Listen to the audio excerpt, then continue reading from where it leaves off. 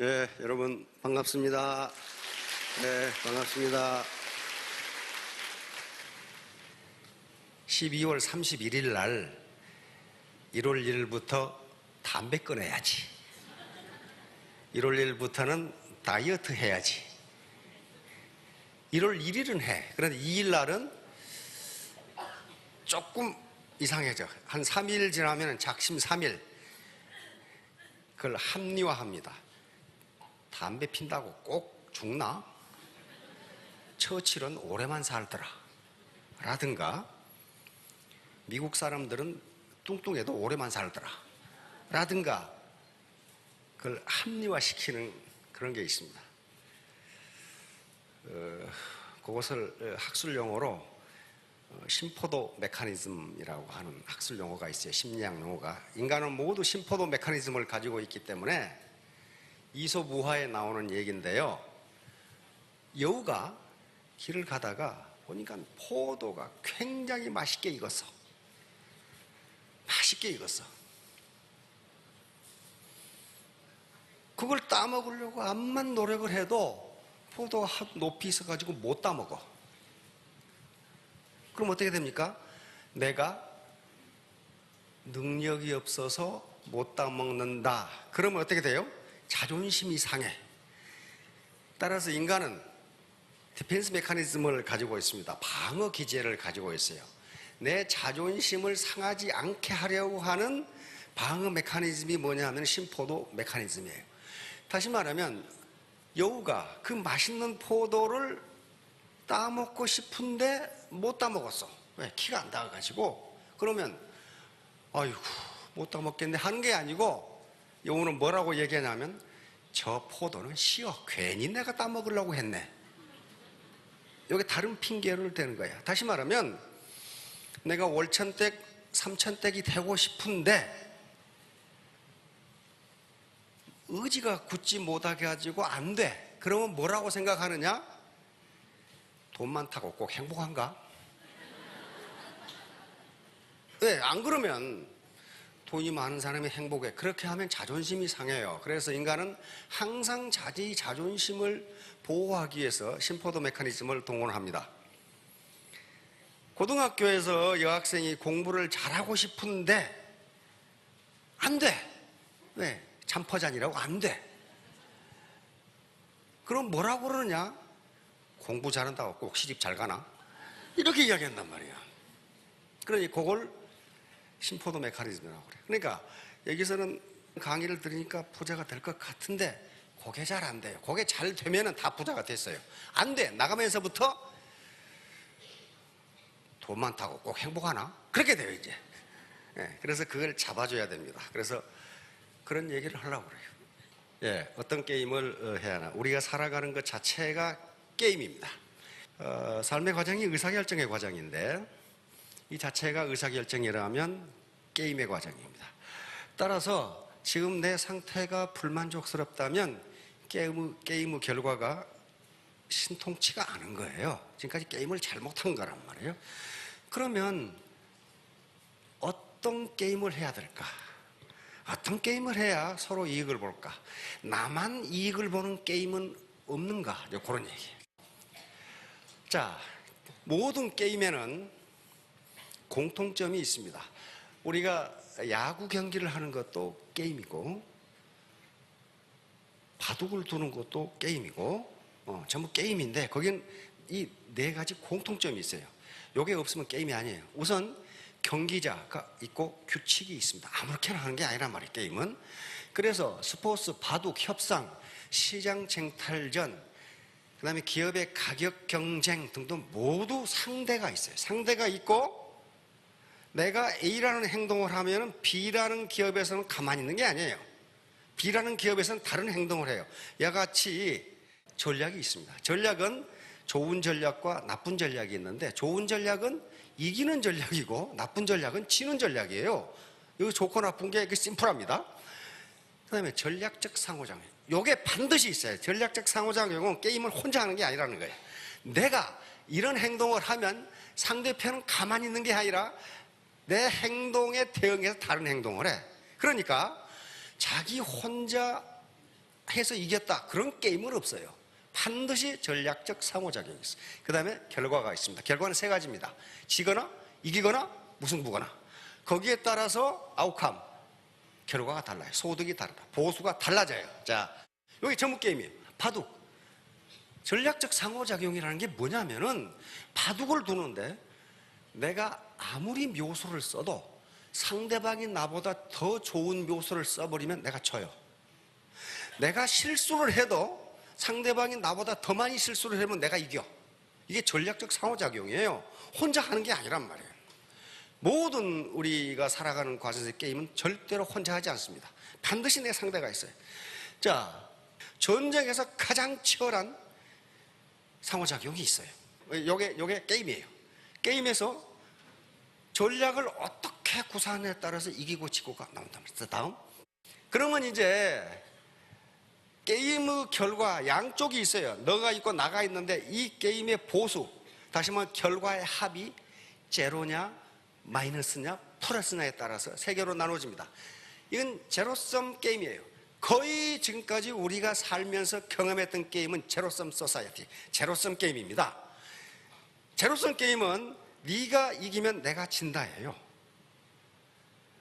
여기 지금 아메리칸 풋볼을 하는데 축구도 마찬가지, 야구도 마찬가지고, 한 팀이 이기면 한 팀이 져요. 그런데 한 팀이 3점으로 이기면 이쪽 팀은 3점으로 져요. 그러니까 두 개를 합하면 제로가 돼버려요. 그걸 제로섬 게임이라 그래. 그 다음에 이제 음악 게임, 여기서는 보수 합이 마이너스. 이건 두 놈 다 손해보는 거예요. 양쪽 다 손해보는 거예요. 전쟁, 투기 같은 게 여기 해당합니다. 양악 게임은 둘 다 괜찮은 거예요. 둘 다 이익을 보는 거. 자, 하나하나 봅시다. 이게 이제 제로섬 게임은 너 죽고 나 살자 게임. 한쪽이, 저놈이 져야 내가 이겨. 저놈도 이기고 나도 이기는 법은 없어요. 그렇잖아요? 고스톱도 마찬가지야. 장기도 마찬가지예요. 그래서 우리가 지금까지, 나면서부터 지금까지 살아오시는 동안에 거의 전부 제로섬 게임을 했어요. 여기에 지금 우리가 익숙해졌어요. 이것은 뺏고 빼앗기는 게임. 이것은 학교 성적도 마찬가지예요. 학교에서 우리 손녀딸 90점 맞아오는데 90점이면 잘한 거예요. 그런데 91점 맞은 놈, 92점 맞은 놈, 93점 맞은 놈, 95점 맞은 놈이 있으면 우리 손녀가 꼴찌, 이렇게 돼. 다시 말하면 지금 우리 사회에서 우리는 어떻게 살아왔냐? 상대평가 사회에서 살아왔어요. 공부를 잘하냐 못하냐가 문제가 아니고 이 자식이 몇 등이냐가 중요해. 왜냐하면 서울대학이든 고려대학이든 연세대학이든 스카이대학이든 정원이 딱 정해져 있어서 암만 잘해도, 만약에 100명이 정원이다 그러면 100등한 놈은 합격하는데 101등은 떨어져. 등수가 문제이지 절대 점수가 얼마냐가 중요한 게 아니에요. 그러니까 등수를 그렇게 따지는 거예요. 서열을 막 따지고. 진급도 마찬가지예요. 군대 진급, 공무원 진급. 서기관 자리는 하나 정해져 있는데 밑에 사무관이 5명이야. 그러면 4명을 거꾸로 떨어야 내가 서기관이 돼. 그렇죠? 그러니까 상대의 불행이 내 행복이에요. 상대의 행복이 내 불행. 그러니까 어떻게 해서든지 바지가리를 잡고 못 올라가게 만들어야 돼. 요 사회에서 살았단 말이에요. 요 사회에서. 자, 모두 이게 제로섬 게임이에요. 하나가 잘 되면 하나는 못 되게 돼 있어요. 자, 이제 두 번째는 너 죽고 나 죽자야. 너 죽고 나 죽자. 요것은 바로 초가 3간 타는 건 아깝지만은 빈대 죽으니까 시원하다 하는 게임이에요. 나도 손해보지만은 저놈은 더 많이 손해보니까 아주 속이 시원하다 하는 그 심보란 말이에요. 요게 어떤 것이냐 하면은 전쟁이 그렇습니다. 전쟁은요, 아무리 강한 자도 엄청난 피해를 봅니다. 두 개에서 결과의 합을 보면 둘 다 피해를 봐요. 그러니까 가능하면 전쟁은 피해야 돼요. 여기 이소부화에 나옵니다. 이런 경우가. 이소부화니까 그 당시가 이제 그 고대 그리스 시대죠. 제우스 신이 올림포스의 주신이죠. 태양신 아폴론에게 너 가서 아폴로 제우스의 동생이거든요. 인간들이 어떻게 사는지 가보고 오라. 그래서 내려왔어요. 내려와서 두 사람을 만났어. 두 사람을 만났는데 그 두 사람이 뭐냐? 하나는 욕심 많은 놈이고 하나는 셈 많은 놈이야. 그러니까 아폴론 신이 뭐라고 그랬냐면은 너희들 소원이 뭐냐? 소원을 내가 다 들어주겠다. 그런데 나중에 말한 놈은 처음에 말한 놈보다 2배로 주겠다. 그러니까 욕심 많은 놈이 제가 나중에 말하겠습니다 이렇게 됐겠다. 그럼 그래 네가 나중에 말해라. 셈 많은 놈이 먼저 해야 되잖아. 그러면 이 자식 2배로 받잖아요. 2배로 받잖아. 보통 셈이 나는 게 아니거든. 그러니까 나폴레옹 신에게 저 눈가를 하나 뽑아 주십시오. 그러면 이 자식은 2개 뽑을 거 아니야 이제. 이게 뭐예요? 나 죽더라도 저 자식 죽는 게 속이 시원하다 그런 말이에요. 그러니까 한 제우스신 원래 인간이란 저 모양 저 꼴이다. 그 말은 이솝이 인간 사회를 어떻게 묘사하고 있는가를 할 수가. 이게 너 죽고 나 죽자야. 자, 이제 우리가 하는 것은 너 살고 나 살자예요. 즉 윈윈, 이 상생 게임, 심바이오틱 게임이 이것은 공생인데, 공생의 가장 너 살고 나 살자, 그리고 소득도 플러스다. 이게 파지티브성 게임이에요. 서로 이익이 돼. 서로. 자, 아프리카에 요 흡열 박쥐가 있는데 박쥐는 굉장히 예민하답니다. 예민한데 흡열 박쥐는 큰 동물에서 피를 빨아먹고 사는 건데 저녁에 나가서 그 큰 동물을 만난다는 것을 보장할 수가 없다는 거예요. 큰 동물이 그렇게 많은 것이 아니니까. 그래서 어떻게 하느냐. 그런데 이 종족이 멸종하지 않고 흡열박쥐가 계속 살고 있다는 거예요. 왜 그런가 봤더니 용케 피를 빨고 온 놈이 많이 빨고 와가지고 그 피를 이웃에게 나눠주는 거예요. 왜? 자기도 내일 피를 빨지 못 빨지 몰라. 그러면 빨고 오는 놈이 또 나눠줘. 이렇게 해서 온 종족이 보존이 된다는 거예요. 이게 윈윈 게임이에요. 내 배만 터지면 그만이다가 아니고 배고픈 사람에게 나눠주니까 온 종족이 보존되고 번성하다는 거예요. 이게 윈윈 게임이에요. 자, 다음. 자, 애터미 사업은 상생 게임이에요. 저는 이걸 공생 비즈니스라고 합니다. 심바이오틱 비즈니스라고 하는데 제로성 게임이 결코 아니에요. 애터미는 제로성 게임이 결코 아니에요. 그런데 일반적으로 모든 조직은 이와 같이 피라미드 조직입니다. 그러니까 계장에서 과장, 과장에서 부장, 부장에서 이사에 올라가려면, 상무에 올라가려면 계속 떨어져 나가야 돼요. 그러니까 서로 제로성 게임을 하지 않을 수가 없어요. 그런데 애터미 조직은 이렇게 된 게 아니에요. 이렇게 생겼거든. 이렇게 생겨가지고 여기서 죄다 만나게 돼 있어요. 그러니까 이 피라미드 조직이 상대 평가라면 이건 절대 평가예요. 양쪽 250 맞으면 전부 다 세일즈 마스터에 올라가는 거지 등수별로 올라가는 게 아니다 그 말이에요. 그러니까 저 사람의 행복이 내 불행이 되는 것도 아니고 내 행복이 저 사람의 불행이 되는 것도 아니에요. 오히려 반대예요. 저 사람의 행복이 내 행복이 돼요. 파트너가 승급을 하면 나는 밀려 올라간다. 파트너의 행복이 내 행복이 돼요. 그러니까 이게 윈윈 게임이고 상생 게임인데 그러려면 패러다임의 전환이 필요해요. 패러다임은 이 사고의 틀이에요. 사고의 틀. 세상을 보는 눈, 현상을 보는 눈이에요. 현상이 아니고 현상을 보는 눈이에요. 즉 이 비즈니스를 어떻게 볼 것이냐, 이 비즈니스를 하는데 내가 어떤 게임을 할 것이냐는 사고 구조예요. 그러면 상생 게임을 해야 되는데 그게 잘 안 된다 그런 말이에요. 패러다임을 바꾸는 게 쉬운 일이 아니에요. 그러면 왜 안 되느냐는 말이죠. 바로 패러다임 전환. 이 사람이 토마스 쿤이라고 하는 사람인데 패러다임이란 말을 처음 사용한 사람이고 20세기 가장 영향을 많이 미친 과학자 중에 한 사람으로 칩니다. 바로 패러다임을 전환하는 것은 이 천동설을 지구를 중심으로 태양이 돈다고 하는 생각을 지동설, 태양을 중심으로 지구가 돈다고 하는 생각으로 바꿔버리는 거예요. 그러니까 이건 천지개벽하는 거예요. 업사이드 다운하는 거예요. 쉬운 일이 아니에요. 그러면 왜 패러다임 전환이 어려운가? 창꼬치 증후군이란 증후군이 있어요. 인간이 가지고 있는 요 창꼬치라는 놈이 이빨이 이렇게 생긴 아주 험상궂게 생긴 이빨이 꼭 요 단도를 세우는 것처럼 이래가지고 굉장히 무서워. 근데 바다에서 가장 높은 이 포식자가 상어랍니다. 상어. 근데 이 상어들이 요놈한테 쫓겨난대요. 왜냐하면 상어는 혼자 돌아다니는데 이 녀석들은 이렇게 돌아다녀. 이렇게 떼거리로 돌아다녀. 거기다가 돌진하는 속도가 뭐같이 보여요? 창같이 보여요. 그래서 이름을 창꽃이라고 지었어요. 시속 40km로 달려가니까 옆에 다른 고개가 있어가지고 지나가면서 얻어맞아도 죽는데 그놈이 절도를 해버릴 정도로 그렇게 빨라요. 요 놈이에요. 그래 굉장히 공격적인 고기예요. 그래서 이 고기를 가지고 마이애미 대학의 두 해양생물학자가 실험을 했습니다. 여기 좀 수조입니다. 수조, 큰 수조에다가 여기다 고등어를 넣고, 창꼬치의 밥입니다. 여기다 창꼬치를 넣고 가운데다가 투명한 유리벽을 막았어요. 고등어가 이렇게 돌아다니니까 이놈의 어떻게 시속 40km로 공격을 해. 이걸 잡아먹으려고. 그런데 눈에는 안 보이는데 뭐지 꽝 부딪혀. 유리벽이죠. 그런데 이놈은 포기 안 해. 워낙 사나운 놈이라 계속 부딪히는데 안 돼. 안 되니까 부딪히는 횟수가 점점 적어져. 그러다가 어느 날 아예 공격 자체를 안 해. 안 되는구나.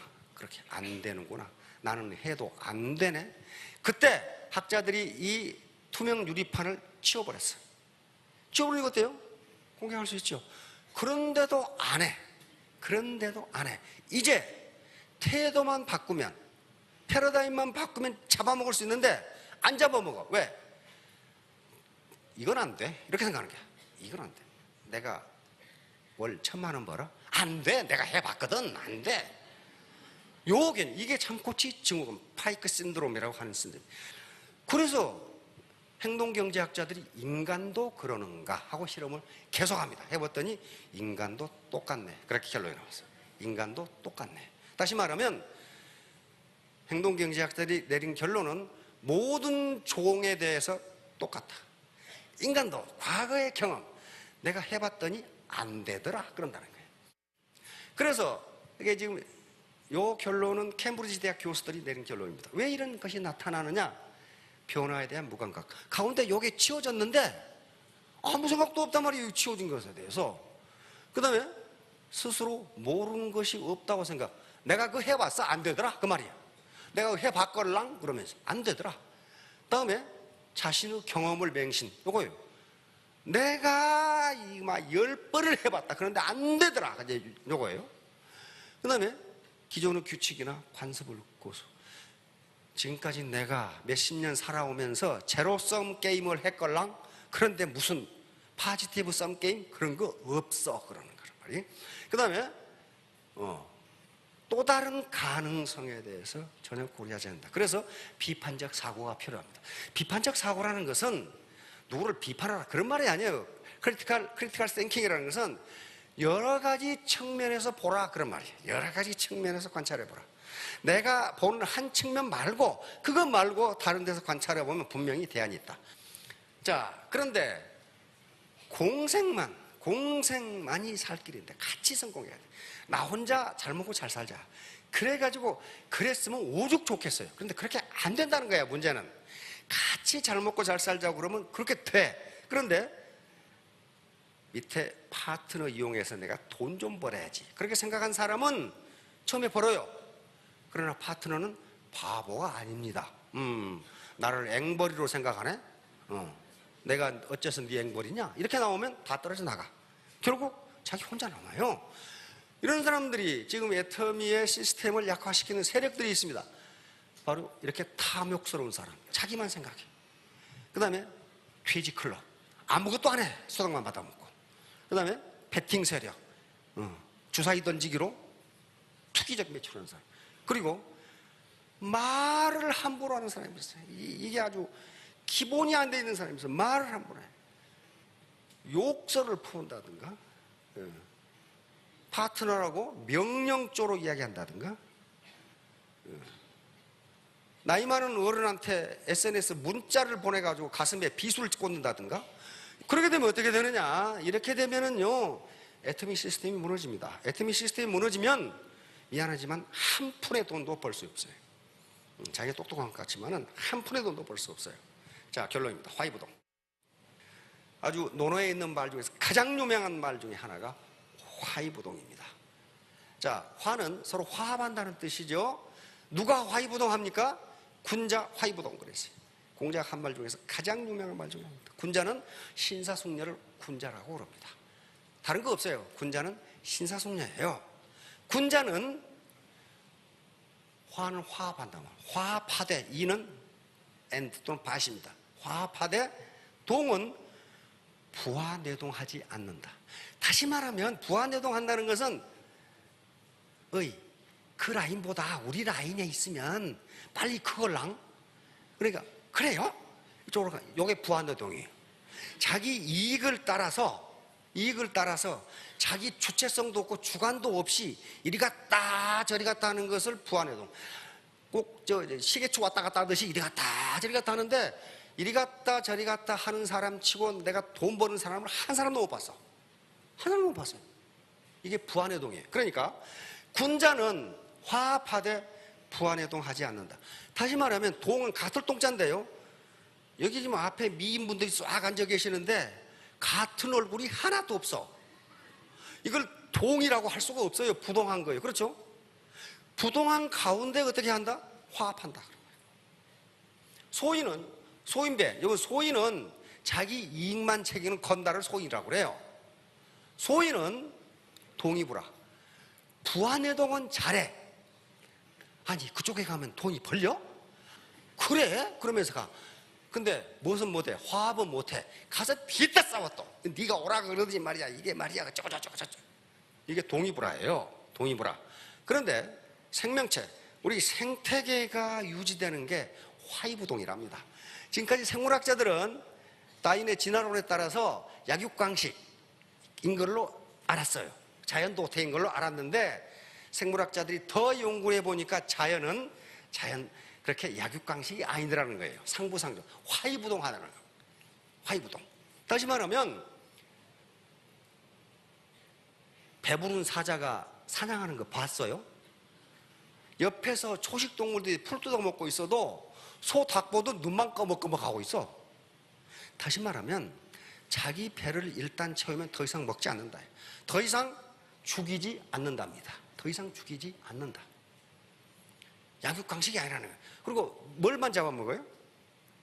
쑥 보고 있다가 병든 녀석, 늙은 녀석. 사람 늙은 녀석이라고 하면 안 됩니다. 늙은 녀석. 저건 다리 다쳐가지고 도저히 어떻게 할 수 없는 놈. 그런 초식동물만 잡아먹어요. 왜냐하면 그렇게 하지 않으면 초원이 초토화되어 버린답니다. 초식동물이 너무 많이 늘어나가지고. 그래서 그런 식으로 묘하게 화이부동을 하면서 자연 생태계가 건강하게 유지되는 거예요. 마찬가지로 기업도 생태계입니다. 생태계가 파괴되면요, 한 푼의 돈도 벌 수가 없어요. 기업 생태계도 결국 오래 가려면은 화이부동을 해야 돼요. 절대로 가장 구호 중에 말은 그럴듯한데 실제 속을 들여다보면 달성하기 어려운 게, 우리는 한 가족 그런단 말이에요. 한 가족 안 돼요. 왜? 밥에 먹는 솥이 다 다르거든. 같이 먹으면 한 가족이 돼. 그러니까 어떻게 해야 돼? 부동이에요. 같지가 않아요. 생각도 다르고 나이도 다르고 성별, 지역, 종교, 가치관 다 달라요. 다 다른데 어떻게 해야 돼? 다름을 인정하고 화합하면 애터미의 생태계가 살아납니다. 생태계가 살아나면 애터미는 적어도 100년은 갈 겁니다. 그러면 여기 계시는 분들이 한 5년 후면 로얄이 될 테니까, 적어도 아무리 게으른 사람도 삼천댁은 될 테니까 전부 우리 화이부동 하십시다. 예, 감사합니다.